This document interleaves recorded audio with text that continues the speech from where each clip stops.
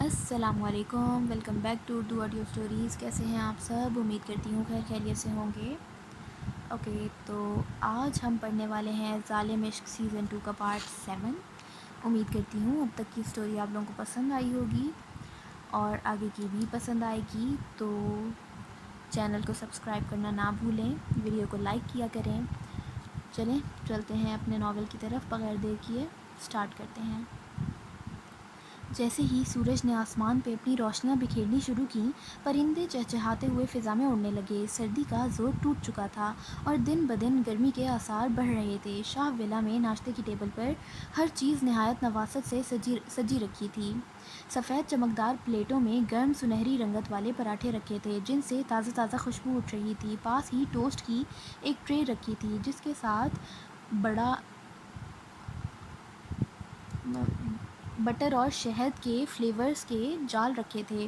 مسالے دار آملیٹ بھی ایک طرف رکھا تھا جس میں ہری مرچ، ٹماٹر اور ہلکے مسالے شامل کیے گئے تھے۔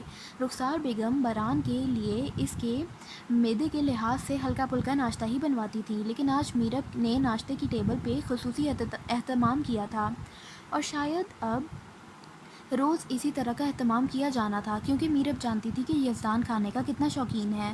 رخسار بیگم، یزدان اور باران تینوں ہی کھانے کی ٹیبل پر موجود تھے۔ سربراہی کرسی پر رخسار بیگم براجمان تھیں، جبکہ ساتھ والی دو کرسیوں پہ یزدان اور باران بیٹھے تھے۔ یزدان اپنے مخصوص انداز میں اپنی شرٹ کے بازو کوہنیوں تک فولڈ کیے، چہرے پہ بلا کی سنجیدگی لیے کھانے کی ٹیبل پہ نظریں گاڑے بیٹھا تھا۔ اس کے نم بال پیشانی پہ بکھرے تھے جو اس کی مردانہ شخصیت کو مزید چار چاند لگا رہے تھے۔ پاس میں ہی باران بیٹھا ہلکی سی نیند میں جھول رہا تھا، جبکہ اس کی شکل پہ 12 بجے ہوئے تھے۔ وجہ یہ تھی کہ وہ اس وقت اسکول یونیفارم پہنے ہوئے تھا۔ میرب نے صبح 6 بجے اس پہ ظلم کے پہاڑ توڑ دیے تھے۔ باران جو کہ آج 11 بجے تک سونے کا ارادہ رکھتا تھا، میرب نے اسے صبح 6 بجے اٹھا کر اسکول کے لیے تیار کیا تھا۔ وہ اسے کسی صورت اسکول سے چھٹی نہیں کرنے دے سکتی تھی۔ باران کے فائنل پیپر سر پر جو تھے۔ کیا ہوا ہے میرے بیٹے کو؟ خاموش ماحول میں رخسار بیگم کی آواز گونجی تھی۔ انہوں نے سب کچھ جانتے بوجھتے اپنی مسکراہٹ چھپائے باران کو مخاطب کیا تھا۔ یزدان جو اپنی سوچوں میں گم تھا، اس نے بھی ایک نظر باران کی طرف دیکھا تھا جو منہ پھلائے بیٹھا تھا۔ یزدان نے اب نوٹ کیا تھا کہ وہ اسکول یونیفارم پہنے ہوئے ہے۔ اس کے لبوں پہ مسکراہٹ آئی تھی۔ وہ سمجھ چکا تھا کہ میرب نے صبح ہی صبح نواب صاحب پہ ظلم کے پہاڑ توڑے ہیں۔ ارے یہ کیا باران، تم تو آج چھٹی کرنے والے تھے؟ یزدان شرارت سے بھرپور لہجے میں بولا تھا۔ رخسار بیگم نے بھی اپنے چہرے پہ ہاتھ رکھ کے مسکراہٹ دبانے کی کوشش کی۔ یہ نا آپ اپنی بیوی سے پوچھیں، آخر وہ چاہتی کیا ہیں؟ ایک چھٹی تک نہیں کرنے دی۔ میری اس گھر میں کوئی عزت ہی نہیں ہے۔ بابا میں نا آپ سے کہتا ہوں، ہم دونوں امریکہ چلے جاتے ہیں۔ جہاں عزت نہ ہو وہاں رہنے کا کوئی فائدہ۔ باران کی چلتی زبان کو بریک لگی تھی۔ رخسار بیگم اور یزدان نے اس کی نظروں کے تعاقب میں میرب کو دیکھا۔ ڈارک میرون قمیض کے ساتھ سفید ٹراؤزر پہنے، گلے میں میچنگ دوپٹہ لیے وہ کافی کا مگ پکڑے میز کے قریب آ رہی تھی۔ شانوں پہ پھیلے بال، میک اپ سے شفاف چہرہ، وہ چھوٹے چھوٹے قدم لیتی میز کے قریب آئی۔ اس نے ہاتھ میں پکڑا کافی کا مگ یزدان کے قریب رکھا اور خاموشی سے سر جھکائے یزدان کے سامنے والی کرسی پہ بیٹھ گئی۔ باران جو اپنی شامت کا انتظار کر رہا تھا وہ ٹھٹکا۔ میرب اسے کچھ بھی کہے بغیر خاموشی سے بیٹھ گئی تھی۔ باران نے دل ہی دل میں خوش ہوتے کھانا شروع کیا، ورنہ وہ اسکول سے لیٹ ہو جاتا۔ یزدان اور رخسار بیگم اب بھی میرب کی طرف متوجہ تھے جو خاموشی سے بیٹھی یزدان کے لیے پراٹھا اور آملیٹ رکھ رہی تھی۔ میرب نے سر جھکاتے پلیٹ یزدان کی طرف بڑھائی۔ اب وہ رخسار بیگم کے لیے ناشتہ ڈال رہی تھی۔ خاموشی ابھی بھی برقرار تھی۔ رخسار بیگم نے میرب کی مسلسل خاموشی محسوس کرتے اس کے چہرے کی طرف دیکھا۔ زرد پڑتی رنگت، ہلکی سوجی ہوئی سرخ آنکھیں، تھکا تھکا سا انداز، شاید وہ روئی تھی۔ رخسار بیگم نے بے یقینی سے نظریں پھیرتے یزدان کی طرف دیکھا۔ یزدان نے نظریں چرائیں اور رخسار بیگم سب سمجھ گئی تھیں۔ انہوں نے مایوسی سے میرب کی طرف دیکھا۔ کل تک جو چہرہ کھلا کھلا سا لگ رہا تھا اب وہ مرجھا سا گیا تھا۔ وہ سر جھٹکتے بے دلی سے ناشتہ کرنے لگی تھیں۔ اب ناشتے کی ٹیبل پہ مکمل خاموشی تھی اور اس کی وجہ شاید یزدان کا میرب کے ساتھ رویہ تھا۔ باران نے اپنا ناشتہ ختم کرتے چور نظروں سے میرب کو دیکھا جو اپنا ناشتہ کرنے میں مصروف تھی۔ باران حیران ہوا تھا، آج میرب نے غصہ نہیں کیا تھا۔ وہ اچھے بچوں کی طرح اٹھا۔ بابا چلیں، لیٹ ہو رہے ہیں، اس نے اپنا اسکول بیگ پہنتے کہا تھا۔ یزدان بھی اپنا ناشتہ ختم کر چکا تھا، وہ بھی نیپکن سے ہاتھ صاف کرتا اٹھا۔ باران نے رخسار بیگم کی طرف آتے انہیں ہگ کی۔ وہ اب میرب کی طرف بڑھا تھا۔ اس نے ہمیشہ کی طرح میرب کو ہگ کر کے اللہ حافظ کہا اور باہر کی طرف بڑھا۔ یزدان بھی خاموشی سے سر جھکاتا اس کے پیچھے ہی باہر نکل گیا۔ میرب اٹھنے لگی تھی کہ رخسار بیگم نے اس کا ہاتھ تھامتے اسے واپس بٹھایا۔ میرب چہرہ جھکائے خالی پلیٹ کو تکنے لگی۔ تم ٹھیک ہو؟ رخسار بیگم نے کہا۔ جی۔ میرب نے مختصر سا جواب دیا۔ وہ خاموشی سے اس کا چہرہ تکنے لگیں۔ یزدان نے کچھ کہا ہے؟ چند منٹوں کی خاموشی کے بعد وہ ایک دفعہ پھر سے مخاطب ہوئی تھیں۔ میرب نے نم سی پلکیں اٹھاتے مہرناز بیگم کی طرف دیکھا جو شرمندہ سی نظریں اس پہ جمائے بیٹھی تھیں۔ وہ آگے کبھی کچھ کہتے ہیں کیا؟ نہیں کہتے، کیونکہ وہ خاموشی سے مارنے کا ہنر رکھتے ہیں۔ وہ شبنمی لہجے میں بولتی رخسار بیگم کو شکوہ کنہ نگاہوں سے تکنے لگی تھی۔ رخسار بیگم لاجواب سی ہوتی نظریں چرا گئی تھیں۔ میرب خاموشی سے اٹھتی برتن سمیٹنے لگی۔ ایک بار پھر سے ڈائننگ ہال میں خاموشی چھا گئی تھی۔ خاموشی اس قدر گہری تھی کہ خالی پلیٹس اٹھانے کی آواز بھی بخوبی سنی جا سکتی تھی۔ میرب بوجھل قدموں سے برتن اٹھاتی اور کچن کی طرف بڑھتی۔ وہ برتن رکھ کر واپس آتی اور دوبارہ کچھ برتن اٹھا کر اندر کی طرف بڑھتی۔ رخسار بیگم بے بسی سے چہرہ جھکائے بیٹھی اس کے قدموں کی چاپ کو محسوس کر رہی تھیں۔ یزدان جو بھی کر رہا تھا وہ بہت غلط کر رہا تھا۔ کم از کم میرب یہ سلوک ڈیزرو نہیں کرتی جو وہ اس کے ساتھ کر رہا تھا۔ اس یتیم بچی کا یزدان کے سوا ہے ہی کون؟ رخسار بیگم سوچ کر رہ گئی تھیں۔ انہیں اپنے بیٹے پہ افسوس بھی ہو رہا تھا۔ ارحم مرر کے سامنے کھڑا جلدیوں میں تیار ہو رہا تھا۔ اپنی نیند کی وجہ سے آج پھر سے وہ کافی حد تک لیٹ اٹھا تھا۔ اب شاید اس کے پاس ناشتہ کرنے کا بھی ٹائم نہیں تھا کیونکہ شوہرام اور حرم باہر کھڑے بابا بابا کی صدائیں لگا رہے تھے۔ آج تو پری بھی غصے سے کمرے سے جا چکی تھی۔ واقعی ارحم کو اپنی نیند بہت پیاری تھی جو وہ پری کے اٹھانے پہ بھی ہوں ہاں کرتا پھر سے گہری نیند سو جاتا تھا۔ اب ارحم خود کو کوستا پرفیوم لگا رہا تھا اور یہ عمل وہ کوئی 5ویں دفعہ کر رہا تھا۔ پرفیوم لگاتے وہ جلدی سے رسٹ واچ پہنتا باہر کی طرف بھاگا تھا، لیکن آج شاید اس کی قسمت ہی خراب تھی۔ جلدیوں میں بھاگنے کی وجہ سے وہ بہت خطرناک طریقے سے شیشے کی میز سے ٹکرایا تھا۔ درد سے اس کی کراہ نکلی تھی۔ ارحم کا پورا سر گھوم گیا تھا۔ ارحم نے اپنے گھٹنے پہ ہاتھ رکھا جس کی وجہ سے اسے کافی تکلیف کا احساس ہوا تھا اور اب اسے پری پہ غصہ آ رہا تھا جو اسے تیار کروائے بغیر ہی کمرے سے جا چکی تھی۔ غلطی اس کی اپنی تھی، اب چاہے وہ ماننے سے انکار کرے۔ ارحم نے درد سے کراہتے ہوئے بمشکل خود کو کھڑا کیا اور میز کا سہارا لیتے وہ صوفے پہ گر سا گیا۔ پری پری پری۔ ارحم اب اپنا گھٹنا مسلتے پری کو آوازیں لگا رہا تھا جس نے آج کمرے میں نہ آنے کی قسم کھا رکھی تھی۔ یہ بھی صحیح ہے، غلطی اپنی اور ذمہ دار ٹھہری ہماری معصوم پری۔ پری پری۔ ارحم اب حلق کے بل دھاڑا تھا۔ کیا ہے؟ پری جس نے ارحم کی بلند و بانگ آوازیں سنی تھیں وہ کمرے میں داخل ہوتی تڑختے لہجے میں بولی تھی۔ ایک تو اسے پہلے ہی ارحم پہ اتنا غصہ تھا اور اب وہ اسے کتنی بلند آواز میں پکار رہا تھا۔ اب پری کے غصے میں مزید اضافہ ہو چکا تھا۔ ارحم جو بڑا تیس مار خان بننے کی کوشش کر رہا تھا اس نے معصوم سی شکل بنائے پری کی طرف دیکھا جو اسے کھا جانے والی نظروں سے گھور رہی تھی۔ ارحم کو خطرے کی گھنٹی بجتی محسوس ہوئی تھی۔ اس کے گلے میں گلٹی سی ابھر کر معدوم ہوئی۔ پری بیبی کم از کم مجھے تیار تو کروا دیتی، دیکھو کتنی بڑی چوٹ لگ گئی ہے مجھے، ارحم نے روحانسی ہوتے پری سے کہا تھا جو بڑے ایٹیٹیوڈ سے کمر پہ ہاتھ رکھے لڑاکا عورتوں کی طرح اس کے سامنے کھڑی تھی۔ ایک پل کے لیے تو ارحم ڈر گیا تھا لیکن اس نے ایکٹنگ کرنے کا ارادہ کیا اور شاید اب وہ بچ بھی سکتا تھا۔ شاید پری اس کی تکلیف دیکھ کر اس پہ غصہ نہ کرے، ایسا ارحم نے سوچا تھا، لیکن اب یہ تو قسمت ہی بتائے گی پری رحم کھاتی ہے یا ظلم کرتی ہے۔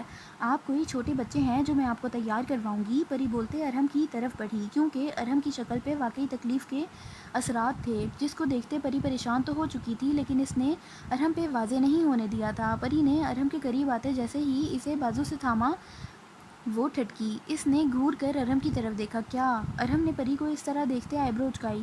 اب ارحم بیچارے نے ایسا کیا کر دیا تھا جو پری اسے اس طرح سے گھور رہی تھی؟ ارحم بیچارہ دل ہی دل میں سوچتا ہلکان ہو رہا تھا۔ آج میں نے آپ کو تیار نہیں کروایا، شاید اسی وجہ سے آپ پرفیوم لگانا بھول گئے ہیں، کہیں تو میں لگا دوں؟ پری دانت پیستے بولی تھی۔ گھوری ابھی بھی برقرار تھی۔ ارحم ٹھٹکا۔ اس نے فک ہوتی رنگت سے پری کا چہرہ دیکھا۔ اب پری کی اس بات کا آخر کیا مطلب تھا؟ اس نے اپنے دماغ پہ زور ڈالا۔ کافی سوچنے کے بعد جہاں تک اسے یاد پڑتا تھا اس نے 5 سے 6 دفعہ پرفیوم لگایا تھا۔ پھر پری نے ایسا کیوں بولا؟ اس نے سوچا۔ ہر گزرتے سیکنڈ کے ساتھ پری کی گھوری میں مزید اضافہ ہو رہا تھا اور شاید اب ارحم کی خیر نہیں تھی۔ رنگ تو ارحم کا پہلے ہی اڑ چکا تھا، دوسرا گھٹنے کا درد اور پری کی گھوری۔ اس نے خود کو بے شمار لعنتوں سے نوازتے اپنے دماغ پہ مزید زور ڈالا جو ضرورت کے وقت پہ کام ہی نہیں کر رہا تھا۔ کون رہے گا لاہور لاہور کا ٹاپ بزنس مین اپنی کون کہے گا لاہور کا ٹاپ بزنس مین اپنی بیوی کے آگے لاجواب ہے۔ اب کی بار ارحم کو زیادہ سوچنا نہیں پڑا تھا، اچانک سے اس کے دماغ میں ایک دھماکہ ہوا تھا۔ پری نے اسے زیادہ پرفیوم لگانے پہ طعنہ کیا تھا۔ وہ ہمیشہ سے ارحم کا اتنا پرفیوم لگانے سے چڑتی تھی، آخر ارحم بھول کیسے گیا؟ اس نے پری کی طرف دیکھتے اپنی بدتیسی کی نمائش کروائی۔ شاید پری اس کی معصوم شکل دیکھ کر اسے بخش دے، لیکن شاید آج اس کی قسمت میں بخشش نہیں لکھی تھی، آج اس کا دن ہی خراب تھا۔ ارحم کے ٹھنڈے ری ایکشن پہ پری جل بھن گئی تھی۔ اس نے ایک جھٹکے سے ارحم کو بازو سے جکڑے کھڑا کیا۔ ارحم تکلیف سے ہڑبڑا سا گیا۔ پری بیبی، اپنے حلال کے شوہر پہ اتنا ظلم کون کرتا ہے؟ اس نے معصوم سی شکل بناتے کہا۔ دل اب بھی صدائیں لگا رہا تھا، شاید پری اسے بخش دے، لیکن وہ پری تھی، سکندر عثمان کی بیٹی، غلطی معاف کرنا تو دونوں باپ بیٹی اپنی توہین سمجھتے تھے۔ اگر شوہر ہر روز ولیمے کے دلہے کی طرح تیار ہو کر آفس جائے تو بیوی کو پورا حق ہے کہ وہ اس کی ٹانگ توڑ کر اسے گھر بٹھا لے۔ پری ایک ایک لفظ چبا کر بولی تھی، جیسے وہ ارحم کو مکمل یقین دلانا چاہتی ہو، وہ اس کے پور پور پہ اپنی وحشت بٹھانا چاہتی ہو۔ تمہیں کیا لگتا ہے کہ میں اتنا تیار ہو کر اپنی کسی معشوقہ سے ملنے جاتا ہوں؟ ارحم نے حیرانی کے عالم میں پری کو گھورا۔ اب کسی حد تک وہ بھی سیریس ہو چکا تھا، کیونکہ رحم کی امید تو پری سے کی نہیں جا سکتی۔ الٹے جواب دینے کا فائدہ؟ تو کیا آپ اتنا تیار ہو کر اپنے سسر سے ملنے جاتے ہیں؟ پری بھی ارحم کے انداز میں بولی تھی۔ اس کا بس نہیں چل رہا تھا کہ وہ اس وقت ارحم کی جان نکال لے۔ سسر سے تو ہر روز ملاقات ہوتی ہے، لیکن یہ جو سالہ شایان ہے نا، اسے تو اب مجھ سے اس کا باپ بھی نہیں بچا سکتا۔ ارحم نے شایان کو کوسا تھا، جو پری کو نہ جانے کیا کیا فضول باتیں بتا کر اس کے خلاف کرتا تھا، اور ایک پری تھی جو ارحم سے زیادہ اپنے بھائی کی باتوں پہ یقین کرتی تھی۔ بھلے شایان ارحم کا دوست تھا، لیکن سائڈ ہمیشہ اپنی بہن کی لیتا تھا۔ اگر آپ نے میرے بھیا کو کچھ کہا تو میں بتا رہی ہوں، چھوڑوں گی نہیں آپ کو، پری جلے بھنے انداز میں بولی تھی۔ اس کی آنکھیں مزید غصے سے سرخ ہوئی تھیں۔ کوئی کہے گا اس لڑکی سے میں نے گن پوائنٹ پہ شادی کی تھی، اور آج یہی لڑکی میرے سر پہ گن تانے کھڑی ہے۔ ارحم انتہائی دھیمے لہجے میں بڑبڑایا تھا، کہیں پری سن نہ لے، لیکن میں تو پہلے ہی بتا چکی ہوں ارحم کی شاید آج قسمت ہی خراب ہے۔ کیا کہا آپ نے؟ پری نے کان کھڑے کیے۔ کچھ نہیں پری بیبی۔ ارحم ہڑبڑا سا گیا۔ اگر پری سن لیتی تو اس کی کلاس لگ جانی تھی۔ ارحم نے سکھ کا سانس لیا تھا۔ ارحم، میں نہ آپ کو بتا رہی ہوں، اگر آپ نے میرے بھیا سے کچھ کہا تو میں آپ کو چھوڑوں گی نہیں۔ پری دھمکی آمیز لہجے میں ارحم کو انگلی دکھاتے وارن کر گئی تھی۔ پری بیبی تم ایک دفعہ مجھے پکڑو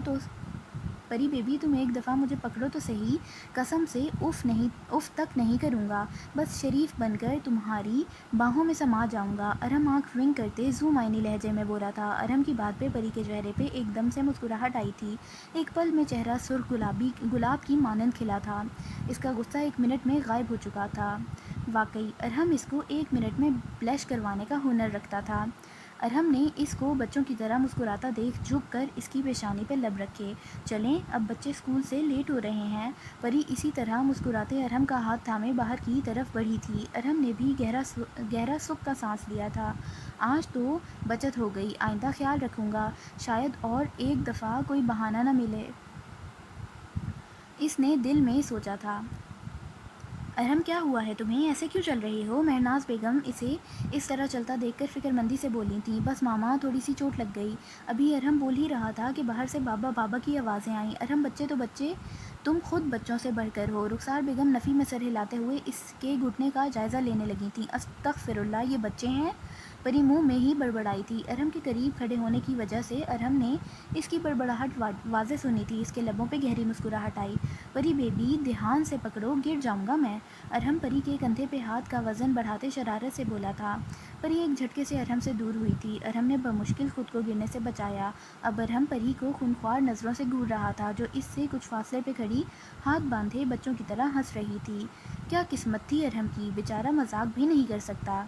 اب اسے کیا گھور رہے ہیں؟ بچوں کو اسکول سے چھٹی کروانی ہے کیا؟ مہناز بیگم نے ارحم کو گھورتے کہا تھا۔ ارحم نے مایوسی سے اپنی ماں کی طرف دیکھا اور ان کے چہرے پہ کچھ ٹٹولنے کی کوشش کی۔ آپ میری ہی ماما ہیں نا؟ وہ مہناز بیگم کے چہرے کا جائزہ لیتے زیر لب بڑبڑایا تھا۔ کیوں کوئی شک ہے کیا؟ انہوں نے بھویں اچکائیں۔ مہرناز بیگم کے جواب پہ ارہم تن کرتا باہر کی طرف بڑھا تھا۔ اس کا وہ مطلب نہیں تھا جو مہرناز بیگم سمجھی تھیں۔ جو وہ کہنا چاہتا تھا وہ مہرناز بیگم سمجھنا نہیں چاہتی تھیں، اور جو وہ کہتا نہیں تھا وہ مہرناز بیگم سمجھ جاتی تھیں۔ عجیب زندگی چل رہی تھی اس کی، بلکہ چل ہی نہیں رہی تھی، ایک جگہ پہ رک گئی تھی۔ پتہ نہیں کیوں ارہم کو اپنے ہی گھر میں سوتیلوں والی فیلنگ آ رہی تھی، یا پھر شاید اس کی قسمت ہی خراب تھی۔ پری نے مسکراتے ہوئے مہرناز بیگم کی طرف دیکھا۔ مہرناز بیگم بھی جواباً گہرا مسکرائی تھیں۔ اب پری چھوٹے چھوٹے قدم اٹھاتی ارہم کے پیچھے باہر کی طرف بڑھی تھی۔ تم دونوں کو بیٹھنے کے لیے اس سے اونچی کوئی جگہ نہیں ملی تھی کیا؟ ارہم جیسے ہی باہر آیا اس کی نظر شہرام اور حرم پہ پڑی، جو گاڑی کے بونٹ پہ بیٹھے نہ جانے کون سی گفتگو میں مصروف تھے، اور اب ارہم شاید مہرناز بیگم اور پری کا غصہ ان دونوں پہ نکالنے کا ارادہ رکھتا تھا۔ یہ بھولے بغیر کہ آج اس کا دن ہی خراب ہے۔ بابا جگہ تو تھی، لیکن ہمیں بیٹھنا مناسب نہیں لگا۔ شہرام حرم کی طرف دیکھتے حیرت اور افسوس کی ملی جلی کیفیت میں بولا تھا۔ حرم نے بھی اس کے جملے کی تائید کرتے زور زور سے اس بات میں سر ہلایا تھا، جیسے وہ شہرام کی بات سمجھ گئی ہو۔ کیا مطلب؟ ارہم نے پوچھا۔ ایسی کون سی جگہ تھی جہاں تمہیں بیٹھنا مناسب نہیں لگا؟ کیونکہ مجھے نہیں لگتا تمہارے نزدیک کوئی کام مناسب یا غیر مناسب بھی ہے۔ ارہم کچھ سوچ کے بولا تھا۔ شہرام ہمیشہ اپنی منمانیاں کرتا تھا، آخر ایسی کون سی جگہ تھی جہاں اسے بیٹھنا مناسب نہیں لگا؟ آپ کا سر بابا، شہرام معصومیت کے سارے ریکارڈ توڑتے بولا تھا۔ جہاں ارہم کا حیرت سے منہ کھلا وہیں پری کا زوردار قہقہا گونجا تھا۔ ارہم نے گھور کر پری کی طرف دیکھا۔ پری، تم اسے روکنے کی بجائے ہنس رہی ہو، تمہاری انہی حرکتوں کی وجہ سے یہ اتنا بدتمیز ہوا ہے۔ ارہم اب شہرام کو گھور رہا تھا، جو معصومیت سے چہرہ جھکائے بیٹھا تھا۔ حرم نے تو ہنسنے کے سوا کچھ کیا ہی نہیں تھا، وہ کیوں شرمندہ ہوتی؟ شہرام، سوری بولو بابا سے۔ پری نے آگے بڑھتے شہرام کو مصنوعی غصہ دکھاتے کہا تھا، لیکن اپنی مسکراہٹ دبانے کی وجہ سے اس کا چہرہ سرخ پڑ گیا تھا۔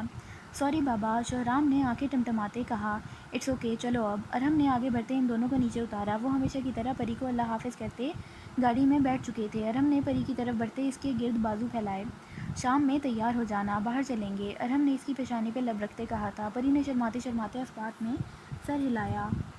بابا آ جائیں، شام میں دوبارہ ممی سے مل لینا، ابھی ہم لیٹ ہو رہے ہیں، شہرام بلند آواز میں بولا تھا۔ ارہم مسکراتا ہوا گاڑی کی طرف بڑھا۔ پہلے شہرام اور حرم ڈرائیور کے ساتھ ہی جاتے تھے، لیکن اب ارہم انہیں کسی صورت ڈرائیور کے ساتھ نہیں بھیج سکتا تھا۔ اب سے وہ انہیں خود اسکول چھوڑنے کا اور خود ہی لے کر آنے کا ارادہ رکھتا تھا۔ ارہم کی گاڑی کے آگے بھی ایک گارڈ کی گاڑی تھی اور پیچھے بھی۔ پری سر جھٹکتے اندر کی طرف بڑھی تھی۔ میرب بوجھل قدموں سے کمرے میں داخل ہوئی تھی۔ اس نے بے دلی سے خالی کمرے میں نظریں دوڑائیں۔ میرب الماری کی طرف بڑھتے اس کا دروازہ کھولا اور یزدان کے کپڑے نکالنے لگی۔ کافی دیر کپڑے ادھر سے ادھر کرنے کے بعد اس نے منہ کا زاویہ بگاڑتے دوسری سائڈ کھولی۔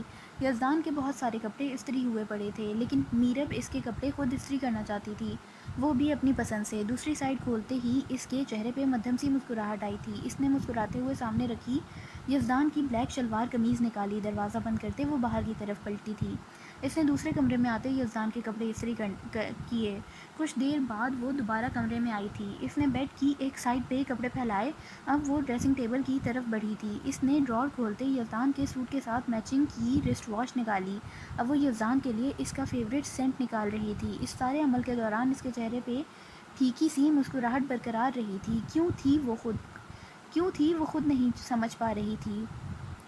سینٹ نکالتے اس نے ڈریسنگ مرر کے سامنے رکھا۔ ہر چیز کو ترتیب سے رکھنے کے بعد اس نے ایک نظر دوبارہ سے ہر چیز کا جائزہ لیا۔ سب پرفیکٹ تھا۔ وہ اسی طرح ہلکی مسکراہٹ کے ساتھ مرر کی طرف پلٹی تھی۔ اب وہ اپنے بالوں میں برش چلا رہی تھی۔ گھنے سلکی شائنی بال شانوں پہ پھیلائے وہ اب آئینے میں اپنا چہرہ دیکھ رہی تھی۔ اتنے میں کمرے کا دروازہ کھلا اور یزدان اندر داخل ہوا۔ اوکے، تو یہیں پہ ہماری یہ ایپیسوڈ ختم ہوتی ہے۔ امید کرتی ہوں آپ لوگوں کو پسند آئی ہوگی، اور اگر آپ لوگوں کو ایپیسوڈ پسند آئی ہے تو لائک، شیئر اور سبسکرائب کرنا نہ بھولیں چینل کو، کمنٹس بھی کریں پیارے پیارے سے، اور نیکسٹ پارٹ کا ویٹ کریں، اور خیال رکھیں اپنا۔ اللہ حافظ۔